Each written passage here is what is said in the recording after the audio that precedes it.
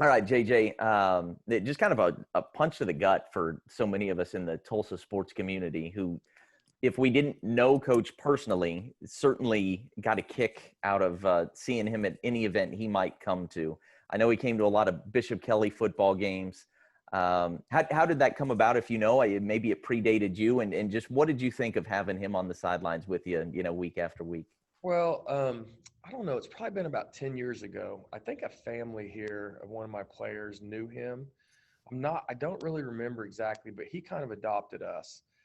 He just started showing up, and I knew who he was from the TU basketball and football games. And, he showed up in his coat and tie every Friday night, and he always got there about an hour early when we were in warm up, and he'd give us all kinds of instructions and let us know what we need to do that night. And then, we started letting him on the field, and he was on the sidelines with us, and was always super positive. He'd get real excited, but you could tell he was a gentle soul. Hmm. And he just stayed with us every home game that we were home for. I probably think the last 10 years or so. Yeah. He's been with us. He'd wear a tux on homecoming night, and he'd stay with us after the games, at the end of the games, and celebrate with us. And he'd walk around with me. And he was such a big guy, and people would think that he was, like, is this guy like protecting you from the media or something? I mean, like anytime somebody would come up and talk to me afterwards, he'd be right on my shoulder, and just happy to be there.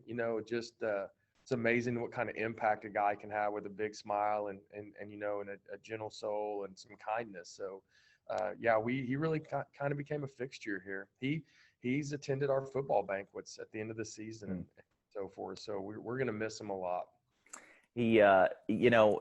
Anytime I was at one of those Bishop Kelly games, he would come find me and chat me up about what was going on with your game, but then anything else in the world of sports. He was so dialed in, clearly, I think, read the newspaper every single day and just kind of knew his role. Like if you were to come watch that for the first time, you would wonder if is this sanctioned? Is this the way it's supposed to be? But he knew how to stay in his lane, right? And like you said, he was always positive about it.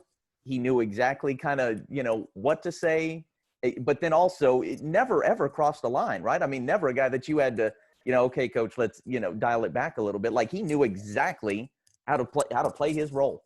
Yeah, man, he was awesome, and I'll tell you, once in a while, after I kind of got used to him being around, and I just loved talking to him and having him around. And it took me a few years to just learn his real name other than coach, and I went to a game over at La Fortune on a Thursday night, and he was over there.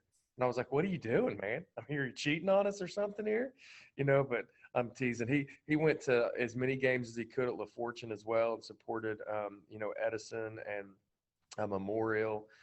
But he became a fixture for us, man. And Yeah. so he was real positive with the guys and real positive with the coaches, and always real excited. And and if we happen to lose a game, he'd kind of be frowned up a little bit, but just put his hand on your shoulder and just say, "We'll get him next time." And we're certainly going to miss him. He's been a fixture for us here at Bishop Kelly. And I've already had several former players that have contacted me to ask me if I'd heard about it and knew about it. So he definitely made an impact on our program and on our school here.